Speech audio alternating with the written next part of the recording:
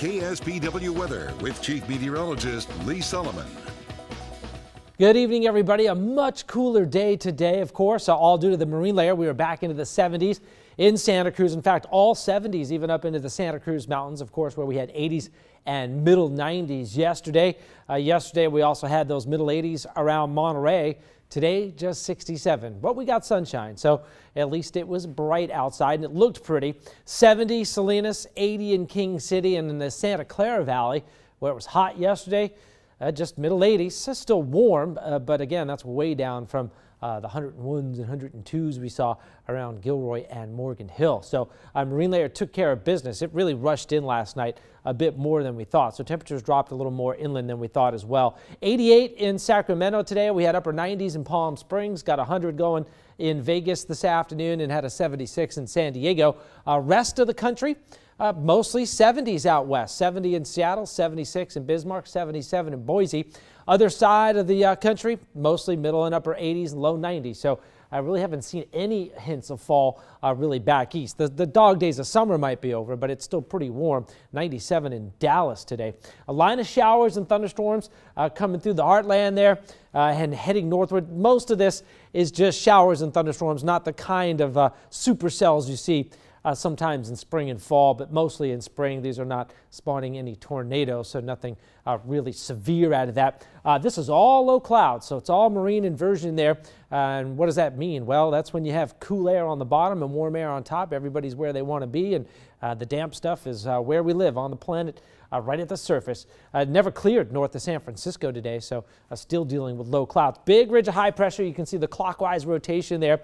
There is a bit of a jet stream going. Of course, that's what drives and puts our winter storms where it wants to be, right? So this line here indicates the jet stream, and storms will follow the jet stream through. So right now it's all pointed up actually into British Columbia, so nothing in Alaska, if anything. Nothing coming even into the Pacific Northwest right now, but that will start to change in the coming days. High pressure will stick with us right into the weekend, and we may actually warm up a little bit more, just a little bit though, next couple of days. Then we're watching an area of low pressure actually drop in from Canada. So when it comes down over land, it really doesn't fuel up any showers because it's just coming over dry conditions, not pulling any moisture. But what it will do, though, is cool us down quite a bit. This is Tuesday, and middle of next week actually looks quite cool. We may even mix out the marine layer for a couple of days. Light winds tonight will keep them mostly west, but 0 to 5. Tomorrow afternoon, not a lot of wind. When you see the small arrows, that indicates lighter winds. When you see those longer arrows come in, which you see quite often, those are the heavier gusts of 20 to 25. But 5 to 10, maybe a gust of 15 tomorrow. Low clouds will be coming back in tonight. We'll figure on a little bit of patchy fog and or some mist and drizzle, just a little bit at the coast. Tomorrow, you know, most of the beaches should clear. We may see some lingering low clouds on some of them, but for the most part, we'll be back to sunshine. And overnight lows tonight, mostly low to mid 50s, 51 to 56. And we should be clouding up later tonight. Tomorrow, 65 to 72 for the coast and 76 to 85 for the valleys and the hills, with everybody getting back into sunshine in the afternoon. Mid 60s in San Francisco, middle 70s though in Fremont, and then into the south and East Bay over to San Jose, 81. Warmest spots will be right around Gilroy and Morgan Hill, about 85. 75 though for Hollister, and 70 to low 80s between Salinas and King City.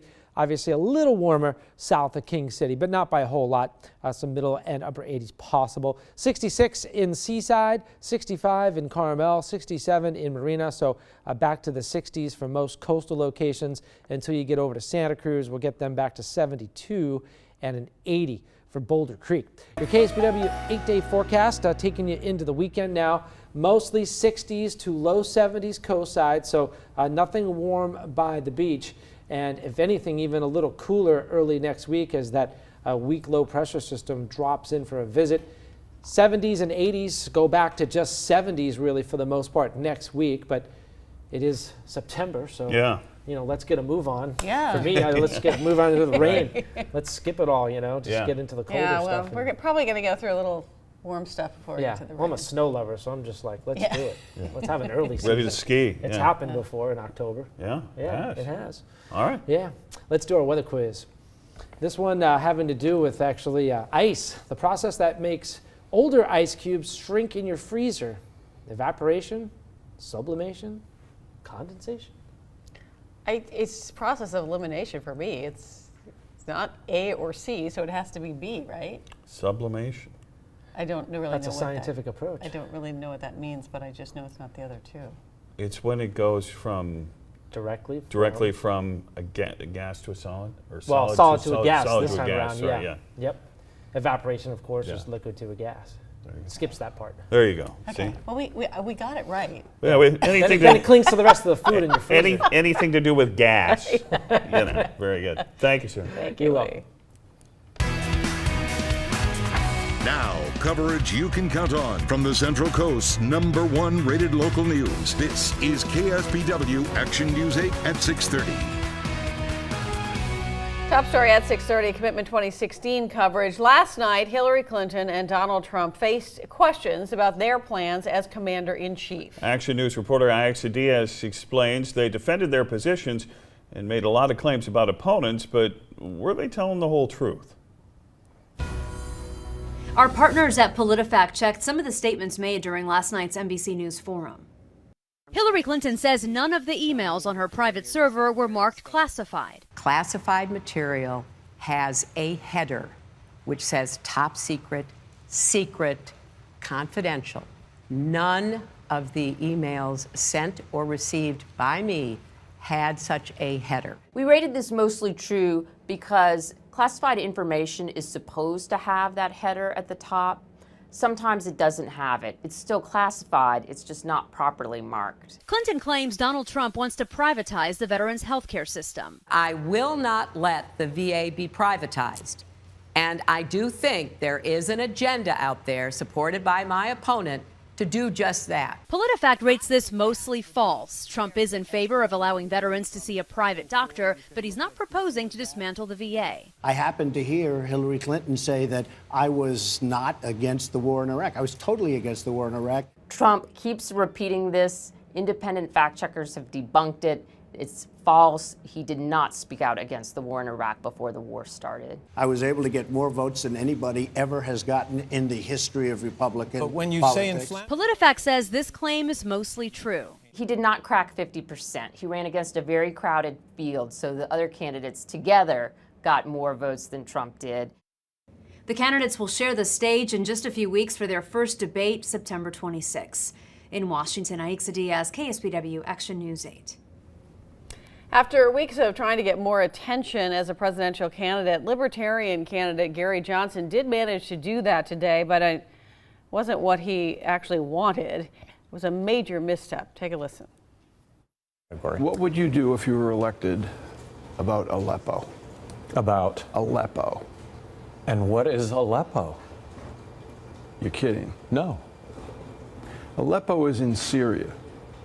It's the epicenter of the refugee crisis. Okay, got it. Got it. Johnson instead argued against military intervention in foreign countries. He also suggested that the U.S. should, quote, join hands with Russia to bring an end to the conflict in Syria. The November 8th election is less than 60 days away. Tonight we have a closer look at where voters stand on the race for California's open U.S. Senate seat.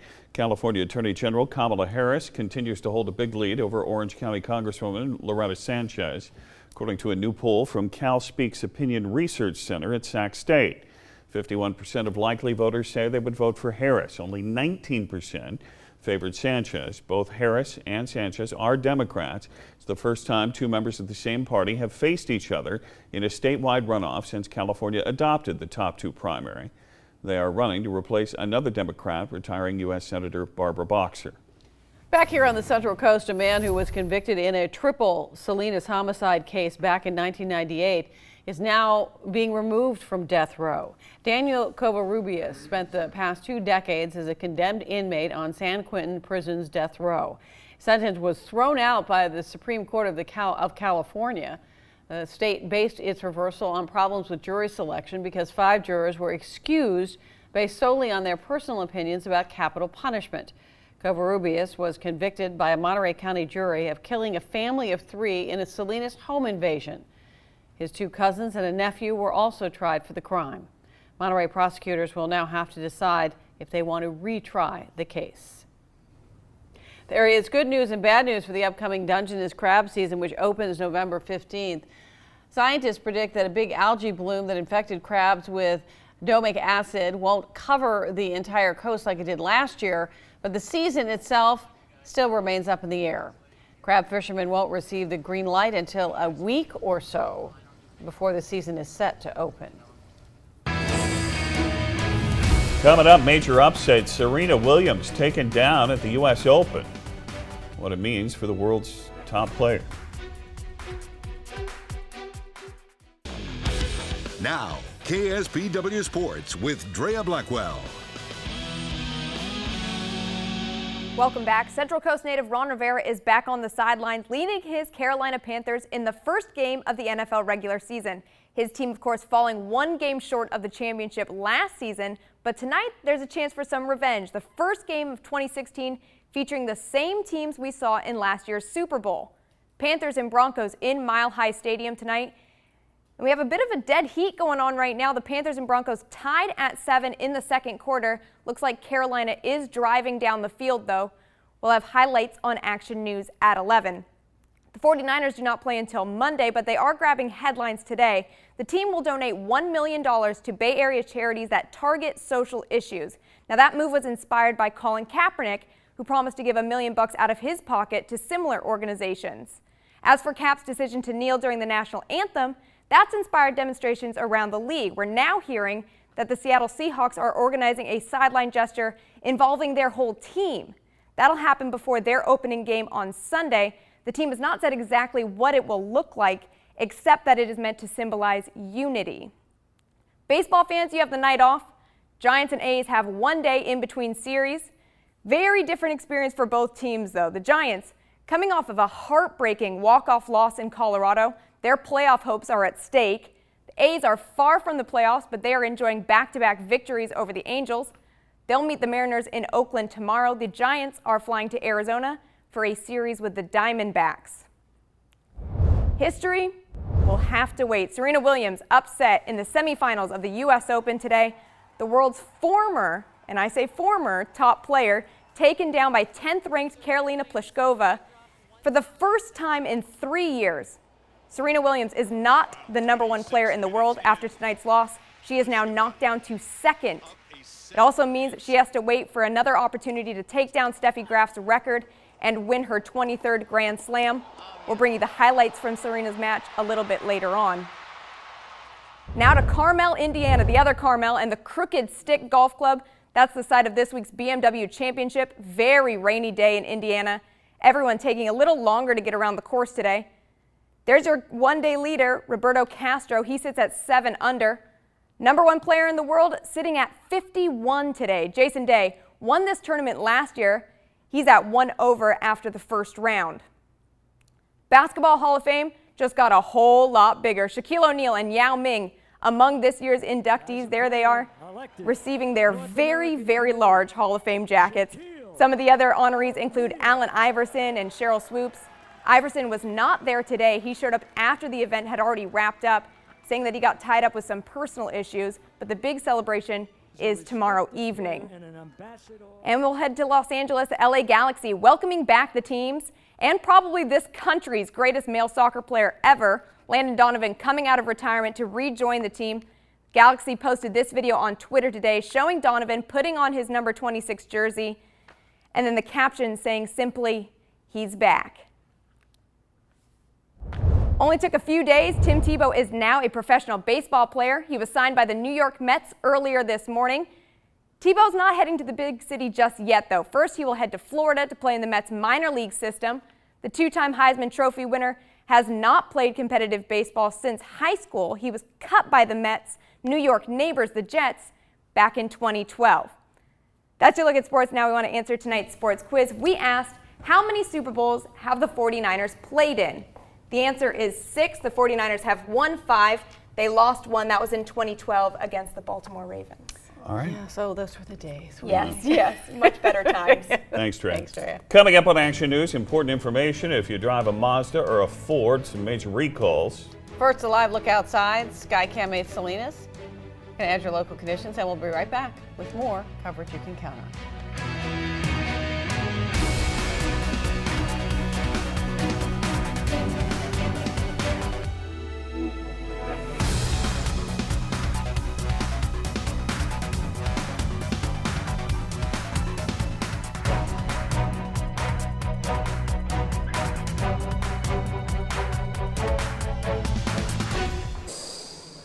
Project Economy, Americans borrowing more money than ever before to pay for cars. Trouble is, they aren't paying the money back on time. Outstanding car loans in the U.S. now total more than $1 trillion. Second quarter in a row, the amount passed that mark. Overdue payments also on the rise. 30 and 60-day delinquencies up from a year ago among those with the lower credit score. Victory for Uber. Yesterday, a federal appeals court ruled drivers have to resolve claims individually with Uber. They will not go through a class action lawsuit. The ruling allows less leverage for drivers in a separate lawsuit, accusing Uber of exploiting them by categorizing them as independent contractors and not employees. Inventory in the housing market still pretty tight. Long-term mortgage rates remain at historic lows. In fact, they edged even lower this week. That has sparked a new wave of refinancing. Benchmark rate for a 30-year fixed is at 3.44%, 15-year rate at 2.76. Fewer Americans, though, are applying for unemployment benefits despite a drop in hiring in August. Labor Department says it's a sign companies are hanging on to current staffers and that job security remains solid for most U.S. workers. In fact, unemployment claims have now come in below 300,000 for 79 straight weeks, the longest streak since 1970. On the Consumer Watch tonight, 2 big car recalls to tell you about tonight. First, Ford is adding about 1.5 million cars, SUVs, and vans to a recall for doors that can open while the vehicles are moving. Nationwide recall covers several models, including Ford C-Max and Escape, Ford Focus, Ford Transit Connect, and Ford Mustang and Lincoln MKC. Automaker will replace the door latches for free. Also, a recall from Mazda. The automaker says more than 759,000 cars and SUVs have a rear hatch that can fall on people and injure them. Recall covers certain Mazda 3 cars and Mazda 5 vans. Also included are some CX-5 and CX-3 SUVs. Customers will be notified over the next 2 months about when they can bring their cars in for repairs. Toys R Us has released its annual hot toy list for the holidays, making the list this year items like Num Nom's lip gloss truck and Doc McStuffins hospital care cart, as well. You probably know about all this stuff, don't you? I know Doc McStuffins, yeah. As well as Star Wars themed toys. It also highlights drones and coding toys, and 6 of its top 15 toys are exclusive to Toys R Us. Coming up on Action News, animal stories, and Lee's got the on-the-road weekend forecast. First, a look at how some local companies ended this day on Wall Street. We'll be right back.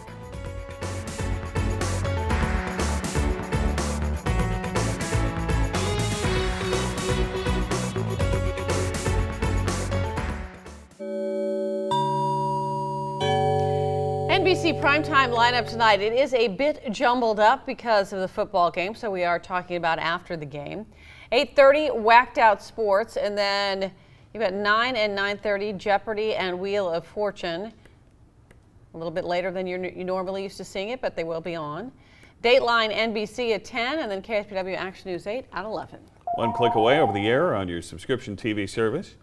If you like the $100,000 pyramid, we've got you covered.